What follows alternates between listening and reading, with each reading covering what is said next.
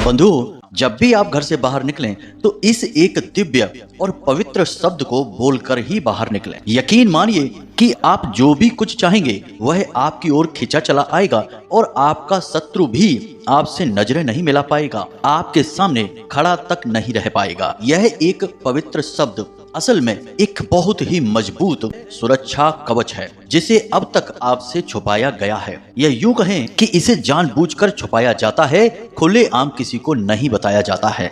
लेकिन आज माता रानी की सेवा में हम आपको यह सबसे बड़ा रहस्य, सबसे बड़ी शक्ति देने जा रहे हैं। तो जयकारा बोलो माता रानी का, जगत माई महामाई माँ भद्रकाली की जय बोलो, माता रानी के सांचे दरबार की जय बोलो। वृश्चिक राशि वाले मेरे मित्रों, आप सभी का बहुत बहुत स्वागत है आपके अपने वैदिक मंथन भिंड यूट्यूब चैनल में। बंधु, आज के समय में आपके जीवन में यदि देखा जाए तो आपके हर एक कार्य में लगभग आपको असफलता मिलती ही मिलती है। या यूं कहें कि जैसी कामयाबी आप चाहते हैं वैसे कामयाबी, वैसा फल आपको प्राप्त नहीं होता है। तो अब ऐसे में आपके लिए यह वीडियो संजीवनी बूटी के समान होगा जो आपके निष्प्राण हुए भाग्य में प्राण फूंक देगा और आपके भाग्य को हीरे की तरह चमका देगा। जी हाँ बंधुओं, यकीन मानिए कि यह एक शब्द अगर आपने सही नियम से और सही विधि विधान से जागृत करने के बाद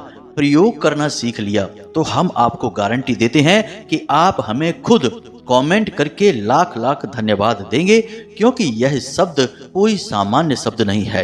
यह असल में एक बहुत बड़ा बंधन है, एक बहुत बड़ी क्रिया है। यह क्रिया इतनी शक्तिशाली है कि अगर आपने इस क्रिया को किसी इंसान को नुकसान पहुंचाने के लिए भी कुछ दिनों तक लगातार प्रयोग कर लिया तो उस इंसान के साथ भयानक से भयानक बुरा भी हो सकता है। इसीलिए शायद इस क्रिया को अब तक सब लोगों से छुपाकर रखा गया है, बहुत ही कम लोग इसके बारे में जानते हैं। इसीलिए हम आपसे हाथ जोड़कर अपने हृदय की गहराइयों से निवेदन करते हैं कि कभी भी जीवन में इस क्रिया का, इस शब्द का प्रयोग किसी की हानि के लिए मत करना, वरना जो दूसरों की हानि करते हैं सबसे पहले उनकी हानि होती है और आपके चक्कर में हमारी साधना भी खंडित हो जाएगी। हम तो आपके जीवन की दुख तकलीफों को दूर करने के प्रयास में, माता रानी की सेवा में आपको यह विधि बता रहे हैं, लेकिन आपने यदि इसका गलत प्रयोग कर दिया तो हमें इसका सबसे बड़ा दंड प्राप्त होगा, क्योंकि हम ही तो इसे आप तक पहुंचा रहे हैं। भूल से भी इसे किसी गलत क्रिया के लिए प्रयोग मत कर लेना, किसी का अहित नहीं होना चाहिए। तो हम उम्मीद करते हैं कि आप इस बात को समझ चुके होंगे। अब ध्यान से सुनिए, हम आपको इस क्रिया को बारीकी के साथ समझाएंगे। अब जब हम आपको इस शब्द को बता देंगे तो बस यूं ही आप प्रयोग करेंगे तो कुछ भी नहीं होगा। सारे नियम और संस्कार आपको समझने होंगे। साथ ही साथ इस शब्द को थोड़े से एक दिन के अभ्यास से जागृत भी करना पड़ेगा। जी हाँ बंधुओं, तभी यह आपके ऊपर कार्य करना शुरू करेगा। यह बिल्कुल वैसा ही है जैसे हम रुद्राक्ष लेकर आते हैं दुकान से, तो वह जागृत नहीं होता है, उसमें प्राण प्रतिष्ठा करनी पड़ती है। उसे पवित्र करने के बाद, शुद्धिकरण के बाद मंत्रोच्चारणों से जागृत करना पड़ता है, फिर वह आपके ऊपर फलित होना शुरू हो जाता है। इसीलिए हर एक विषय के विशेष विधि और विधान को जाने बिना किसी भी कार्य को आप करते रहेंगे तो आपको कोई फल प्राप्त नहीं होगा। फिर आप कहते रहना कि सब ढोंग है, सब ढकोसला है, कुछ भी कार्य नहीं करता है, बस बेकार की बातें हैं। अक्सर लोग यही करते हैं, बात पूरी सुनते नहीं हैं और सही नियम और संस्कारों से चीजों का प्रयोग नहीं करते हैं, बाद में चीजों को दोष लगा देते हैं। यह तो वही बात हो गई कि नाच न जाने आंगन टेढ़ा।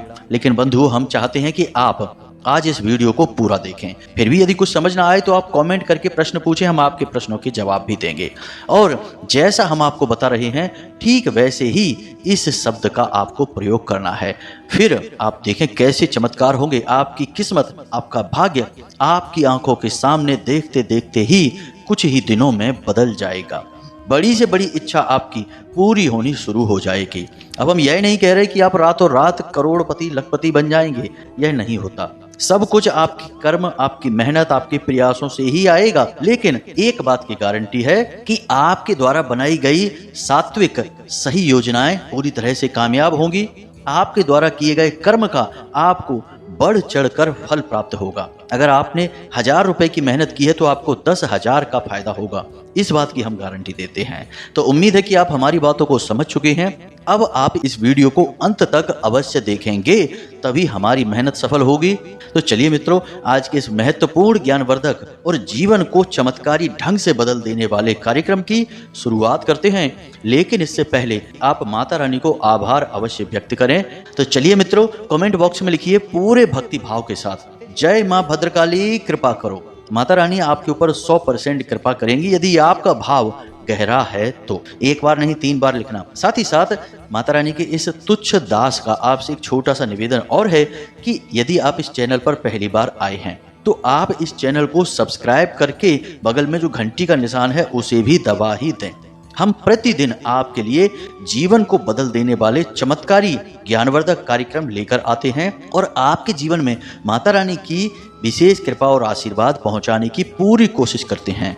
हमने माता रानी की लंबे समय तक साधना की है तो माता रानी का आशीर्वाद प्राप्त है, इसलिए जो भी कुछ हम चाहते हैं वह माता रानी हमें अवश्य देती हैं। और यह तो सेवा का कार्य है, इसमें तो बढ़ चढ़कर माता रानी साथ देती हैं। तो आप जैसे ही चैनल को सब्सक्राइब करेंगे, परिवार के सदस्य बनेंगे, आपके जीवन में बदलाव आने शुरू हो जाएंगे। माता रानी की कृपा सीधी आपको प्राप्त होनी शुरू हो जाएगी। जी हाँ बंधुओं, तो चलिए जल्दी से चैनल को सब्सक्राइब करिए, फिर आगे बढ़ते हैं। तो मित्रों, अब ध्यान से सुनो। इंसान के पास एक सबसे बड़ी शक्ति है जिसे वो हर वक्त अपने साथ लेकर घूमता है, लेकिन उस शक्ति को वह अब तक पहचान नहीं पाया है, और वह शक्ति है शब्दों की शक्ति।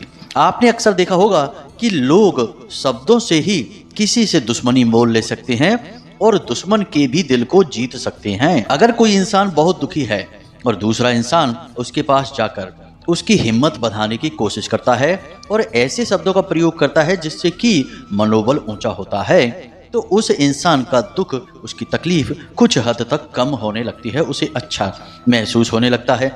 अब उस इंसान को अच्छा महसूस कराने के लिए दूसरे इंसान ने क्या किया? कोई दवाई तो दी नहीं, उसे केवल कुछ शब्द दिए। यानी इससे यह साबित होता है कि इस संसार में शब्दों के ऊपर बहुत कुछ निर्भर करता है।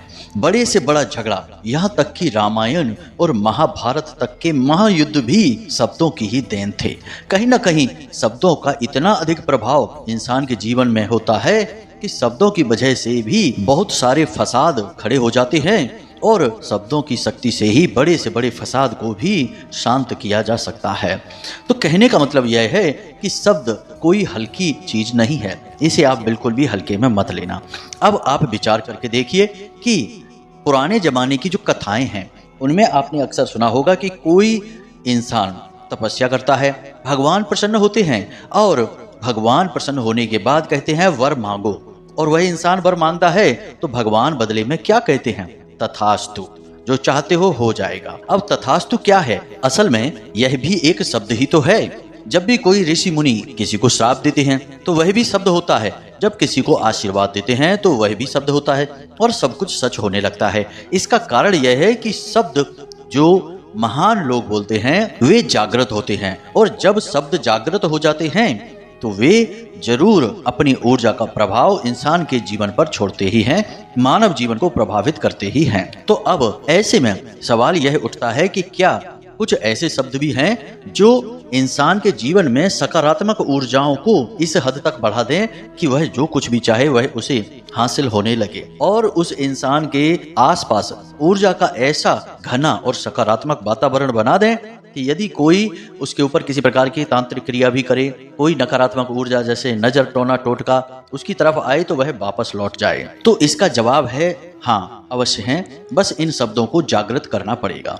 तो आज के इस वीडियो में हम आपको जो बताने जा रहे हैं वह अत्यंत ही चमत्कारी और बेहद ही गुप्त विद्या है। बस इसे आपको जागृत करना है और प्रयोग करना है, और इसके चमत्कार खुद अपनी आंखों से होते हुए देखना है। अब इस शब्द को इस विशेष समय पर बताने का एक बड़ा कारण है। इसका सबसे बड़ा कारण फिलहाल यही है कि शनि देव ने अपनी चाल बदल दी है।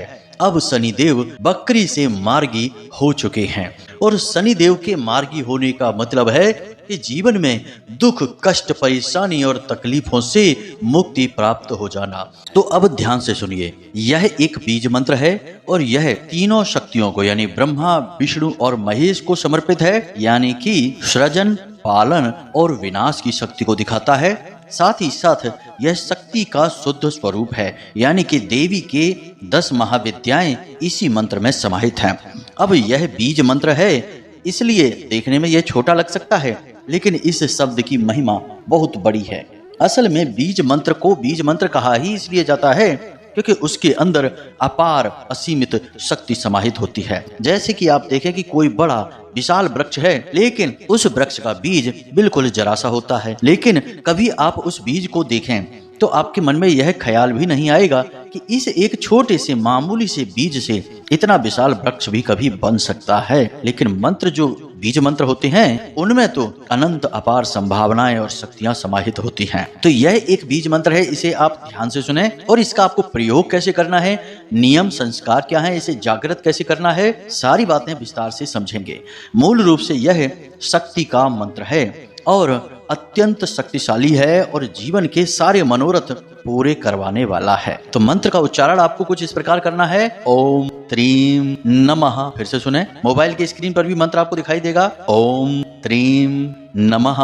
अब आपको करना क्या है, ध्यान से सुनिए। शनिवार के दिन आपको एक भोजपत्र लेना है, अनार की कलम और अष्टगंध की स्याही, और शनिवार के दिन ही आपको लाल रंग का प्रसाद, लाल रंग के पुष्प और गाय के घी से बना हुआ दीपक, क्योंकि अब आपको इस मंत्र को जागृत करना है।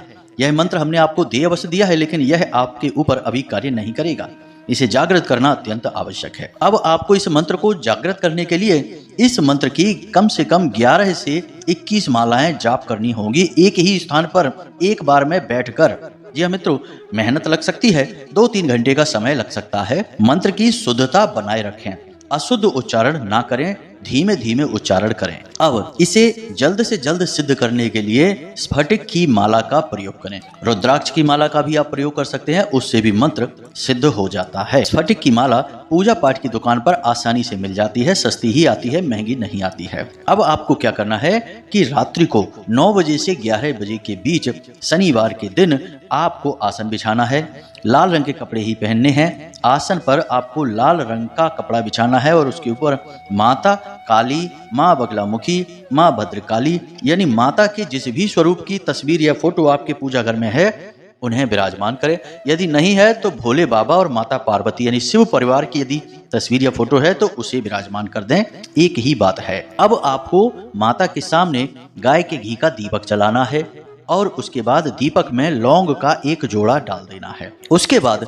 आपको माता को जल स्नान कराना है, वस्त्र समर्पित करना है, यानी माता के लिए लाल रंग की चुनरी भी लेकर आएं और उन्हें चुनरी उड़ाएं। उसके बाद माता के लिए आपको प्रसाद चढ़ाना है, पुष्प चढ़ाना है और फल वगैरह यदि आप लेकर आए हैं तो वे चढ़ा दें। और गंध भी मिलती है, जैसे एक इत्र आता है, पूजा पाठ वाला इत्र होता है, वह भी माता को समर्पित करें। उसके बाद धूप दीप सारा समाप्त होने के बाद पूजा पाठ आपकी शुरू होगी, यानी कि अब आपको माता का आवाहन करना है।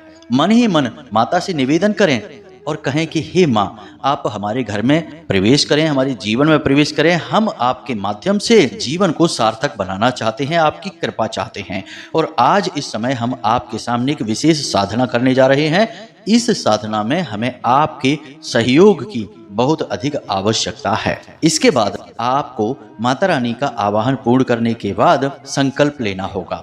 हाथ में लाल पुष्प लें, थोड़ा सा जल डालें और माता रानी के सामने संकल्प करें कि हम आपके त्रीम मंत्र का 21 माला जाप करने का संकल्प लेते हैं और हम चाहते हैं कि आप हमारी इस संकल्प सिद्धि में सहायता करें और उसके बाद इस मंत्र की संपूर्ण ऊर्जा को हमारे अंदर समाहित कर दें, यानी इस मंत्र को जागृत कर दें हमारे लिए। इस प्रकार आपको संकल्प लेना है और जल और पुष्प को माता रानी के सामने जमीन पर छोड़ देना है। अब आप आसन पर विराजमान हैं। याद रखें कि इस साधना को करने से पहले आप कोई खाना पीना ना करें। घंटे 2 घंटे पहले बिल्कुल भी भोजन पानी ना करें, शांत रहें, मन को शांत करने की कोशिश करें। उसके बाद आप 7 बार इस मंत्र का उच्चारण करें जो हम आपको बता रहे हैं। इससे आपकी जबान यानी वाणी शुद्ध हो जाएगी। क्योंकि दिन भर में आप तरह तरह की शब्द भाषा का प्रयोग करते हैं, वाणी अशुद्ध होती है और पवित्र मंत्रों का उच्चारण अशुद्ध वाणी से नहीं किया जाता है। तो वाणी की शुद्धता के लिए मंत्र है एम ह्लीम। फिर से ध्यान से सुने, एम ह्लीम। बस इस मंत्र का आपको प्रयोग करना है 7 बार। उसके बाद आप अपना जाप शुरू करें।